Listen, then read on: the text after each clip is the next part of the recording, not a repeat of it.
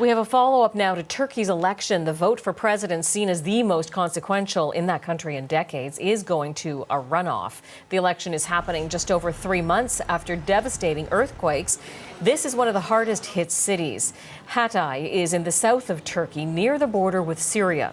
For Sunday's vote, people who had lost their homes returned to the disaster zone to cast their ballots. And Briar Stewart is back in Hatay also. And Briar, good to see you. You reported extensively from there in the immediate aftermath of the quake disaster. What are you seeing on the ground today?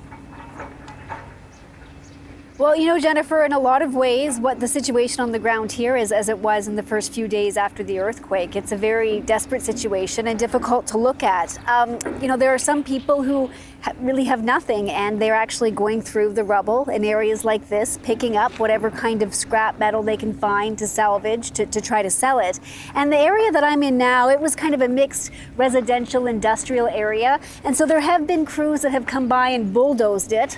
So obviously you don't have anything here that's not unstable anymore. Like if you take a look, you can see the buildings itself are gone, but the rubble remains. And what is happening is, slowly, because it's a very big job, you have trucks and bulldozers that are clearing it away and taking it to basically landfills.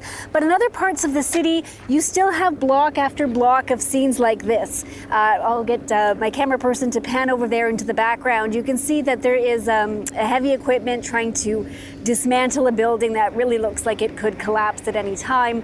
We were in the old city center a short while earlier, and blocks like that, it's block after block, and people are frustrated. They know it's a really big job to clean up.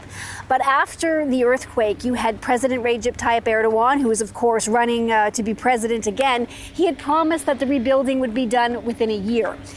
So that got people's hopes up, and of course we're 3 months on now, and lots of the city looks like as it was before, and you have people, tens of thousands of people living in tents, living in trailers, and it's very hot out here. It's 34 degrees, so you can only imagine the difficult conditions that people are dealing with after really months of just trauma. And with the pace of the recovery that you've just outlined, what are people there hearing from officials on that front? Well, you know, as I said, there was that big promise about in a year everything will be rebuilt. And I just interviewed the governor of Hatay, and I should say he's affiliated with the opposition party, but he said that promise to rebuild within a year is wildly unrealistic. And in fact, much of this area, he said, won't be rebuilt because it shouldn't be. It should not have been built in the first place because it's in an area where the ground is too unstable.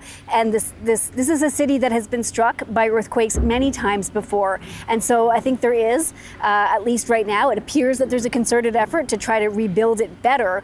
But I think there's no better example for just the way things were built, where they never should have been, than the Hatay airport. It's about 25, 30 kilometers from here. It was built basically right on the fault line. And in fact, it was built under a lake that had been previously drained. So a lot of scientists, even before it was open, said there should not be an airport here. It was built, it was opened anyway, and then it was destroyed in the airport. The runway was destroyed during the earthquake. So they're talking about having to build a brand new airport somewhere else. But obviously the big concern right now is all of these homes. And what they say is that tens of thousands of them just won't be rebuilt. Briar, appreciate the latest from there. Thank you. Briar Stewart joining us from Hatay, Turkey.